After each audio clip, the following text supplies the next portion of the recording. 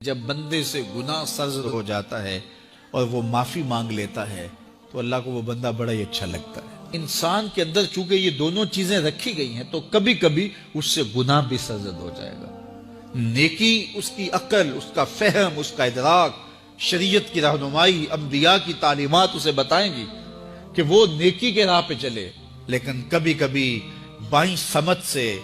جو خواہشات اور آرزو ہے وہ بھی اس کو گھیر لیں گی اور اچانک اس سے کبھی کوئی گناہ بھی ہو جائے گا۔ اور اگر اچانک اس سے کبھی گناہ ہو گیا، کبھی آنکھ بھٹک گئی، کبھی خیال بہک گئے، کبھی سوچ میں آوارگی آ گئی، کبھی زبان نے میلا لفظ بول دیا، تو پھر کیا ہے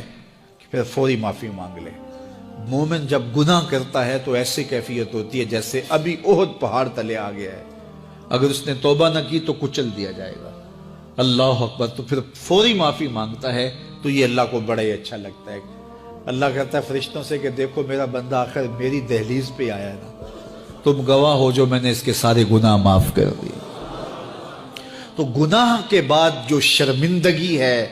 دیکھیے ایک اور جملہ کہتا ہوں، نیکی کرنے کے بعد جو تکبر پیدا ہوتا ہے، میں بڑی نیکی کر لی ہے، اور باقیوں کو بندہ حقیر سمجھنے لگتا ہے، اور اس سے کوئی غلطی سرزد ہو جائے اس کے بعد شرمندگی ہوتی ہے اور اپنے آپ کو چھوٹا سمجھنے لگتا ہے اور اللہ سے معافی مانگتا ہے، تو اس نیکی کرنے کے بعد وہ جو آپ کے اندر تکبر اور رعونت اور عجب پیدا ہوا، اس سے کہیں بہتر ہے کہ آپ سے اگر کوئی خطا سرزد ہوئی تھی تو اس سے آپ کے اندر عجز اور توبہ کا جذبہ پیدا ہوا۔ اور اللہ کو یہ بڑا پسند ہے کہ کوئی بندہ، چونکہ ممکن ہی نہیں ہے کہ جب انسان ہے اس کے اندر یہ خواہشات رکھی ہیں تو کبھی اس سے، یہ انبیاء کی ذوات ہیں جو پاک ہیں، باقی کبھی کچھ خطا سرزد ہو جائے گی، اس سے معذرت کر لے۔ آپ نے نام سنا ہوگا ایاس کا، محمود غزنوی کا بڑا محبوب وزیر تھا اور بہت زیادہ بادشاہ اس سے محبت کرتا تھا، تو آیان سلطنت جلتے تھے، تو بادشاہ گاہے گاہے کوئی ایسا منظر ان کو دکھلاتا کہ اس سے میں خاص پیار کیوں کرتا ہوں۔ ایک دن بادشاہ کے ہاتھ میں موتیوں کی بھری ڈبیا تھی اور محل کے اندر یہ ایک حوض تھا، تالاب تھا، تو اس کے اندر اس نے وہ سارے موتی پھینک دیے۔ شفاف پانی اور نیچے فرش پہ پڑے ہوئے موتی نظر آ رہے ہیں، تو اس نے ایک ایک وزیر کو کہا کہ یہ موتی نکال کے لاؤ، اور سنو اپنا لباس اور اپنا بدن نہیں بھیگنے دینا۔ تو سب نے کہا یہ کیسے ہوگا کہ موتی بھی تہ سے نکال کے لائیں اور بدن بھی اور کپڑے بھی نہ بھیگیں؟